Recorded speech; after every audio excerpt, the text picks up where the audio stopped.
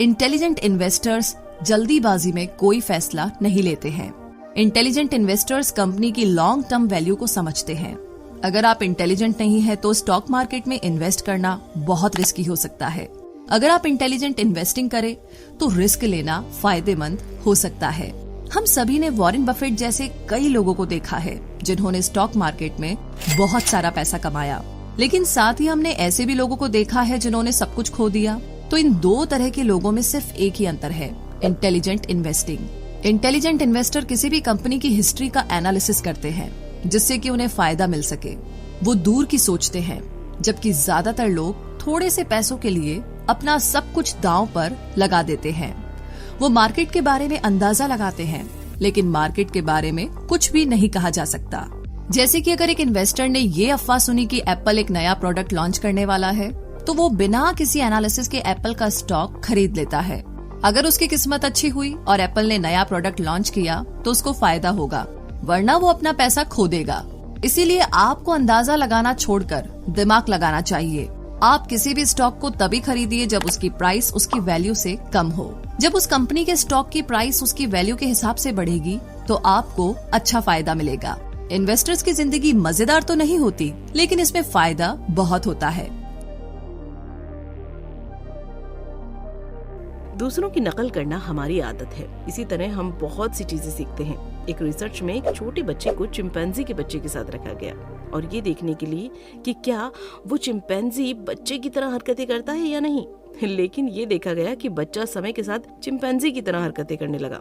मतलब इंसान नकल करने में सबसे एक्सपर्ट है, लेकिन कभी कभी नकल करना भारी पड़ सकता है। 2008 में जब अमेरिका का रियल एस्टेट मार्केट क्रैश हुआ था, तो उसके बाद ये बात लोगों को बहुत अच्छे से समझ में आ गई थी कि बिना सोचे समझे दूसरों का पीछा करना किस हद तक नुकसानदायक हो सकता है।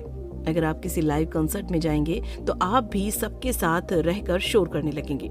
हम खुद को दूसरों की नकल करने से नहीं रोक सकते। जब डर की वजह से हम दूसरों की नकल करने लगते हैं, तब ये और नुकसानदायक हो सकता है। हमें लगने लगता है कि अगर हम दूसरों की तरह नहीं चलेंगे तो हम अपना पैसा खो देंगे, क्योंकि इतने सारे लोग एक साथ गलती नहीं कर सकते। इसलिए हम बिना सोचे समझे उसके पीछे निकल लेते हैं। भावनाएं हम पर हावी होने लगती हैं और हमारी सोचने की क्षमता को कम कर देती है। जरूरी नहीं है कि जब हम भीड़ के साथ हों तभी हम उनकी तरह बर्ताव करें।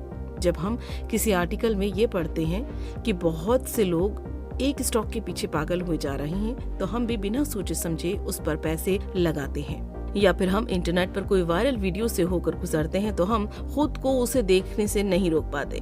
किसी की भी बात मानने से पहले एक बार अपनी रिसर्च जरूर कर लीजिए, ताकि बाद में आपको इसका अफसोस ना हो। भावनाएं हमारे पैसों की आदतों पर काफी हद तक असर डालती हैं। जरा इन दो हालात पर गौर कीजिए। एक हालात में आप 100 रुपए का एक टिकट खरीदने के लिए जाते हैं, लेकिन बाद में आपका वो टिकट खो जाता है। क्या आप फिर से वो टिकट खरीदने के लिए जाएंगे? दूसरे हालात में आप टिकट लेने के लिए जा रहे थे, लेकिन रास्ते में आपका 100 रुपया खो जाता है। आप क्या 100 रुपए और निकाल कर टिकट लेने जाएंगे?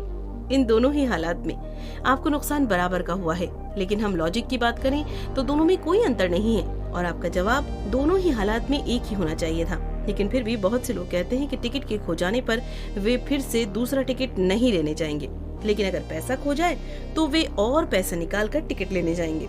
ऐसे हालात में हम अपनी मेंटल अकाउंटिंग का सहारा लेते हैं, जो कि कभी कभी हमें गलत फैसले लेने पर मजबूर कर सकता है। यहाँ पर हम दोनों हालात में अलग फैसला ले रहे हैं, जबकि दोनों में नुकसान एक जैसा हो रहा है। हम ये काम हर रोज करते हैं। अगर हमें कुछ खरीदना होता है तो हम सारे ऑप्शन के बारे में नहीं सोचते। हम ये नहीं देखते कि वो सामान हमें किस तरह से सस्ता मिल सकता है। हम बस अपने मेंटल अकाउंटिंग का सहारा लेते हैं और जिस तरह से आज तक काम करते आए हैं वैसे ही फिर से काम कर देते हैं। इसके अलावा दूसरी तरह की अकाउंटिंग भी होती है, जिसे इमोशनल अकाउंटिंग कहा जाता है। ये भी हमारे लिए नुकसानदायक हो सकती है। कभी कभी हम अलग अलग जगह में मिले हुए पैसों को अलग अलग नजर से देखते हैं। शादी में एक महिला को अपने घर से जो पैसे मिलते हैं वो उसे सारी उम्र बचा कर रखती है, क्योंकि वो उसके घर वालों की याद दिलाता है। लेकिन वही पैसा अगर उसे किसी ऐसे व्यक्ति ने दिया हो जिसे वो पसंद नहीं करती, तो वो उसे जल्दी से जल्दी खर्च करके उससे छुटकारा पाने के बारे में सोचती है। इसीलिए ये जरूरी है कि आप पैसों से अपनी भावनाओं को मत जोड़िए। उनका इस्तेमाल हमेशा सोच समझ कर कीजिए। मंजिल हासिल करने के लिए अपने रास्तों के नक्शे बनाइए। कामयाबी आपको तभी मिलेगी जब आपको पता होगा कि आप क्या हासिल करना चाहते हैं। इसलिए सबसे पहले ये सोचिए कि आपको जाना कहाँ है। सबसे पहले आप ये सोचिए कि आपको कहाँ तक जाना है। अगर आप एक फेमस लेखक बनना चाहते हैं तो ये सोचिए कि आपको कितनी बेस्ट सेलिंग किताबें लिखनी है। इसके बाद आप ये लिखिए कि आपको कब से कब तक उस मंजिल को हासिल करना है।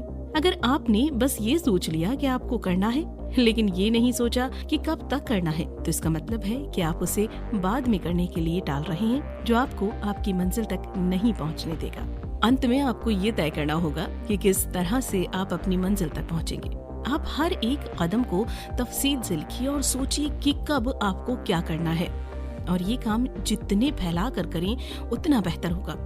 जब आपको अपना पूरा प्लान मिल जाए तो फौरन आप उस काम को करना शुरू कर दीजिए। जब आपके पास आपका पूरा प्लान आ जाए तो आप उसे कहीं अच्छे से लिख लीजिए और दिन में 2-3 बार पढ़िए, सुबह उठने के बाद और रात में सोने से पहले। ऐसा करके आप अपने काम पर नजर रख सकते हैं और उसे करने के लिए खुद को मोटिवेट कर सकते हैं।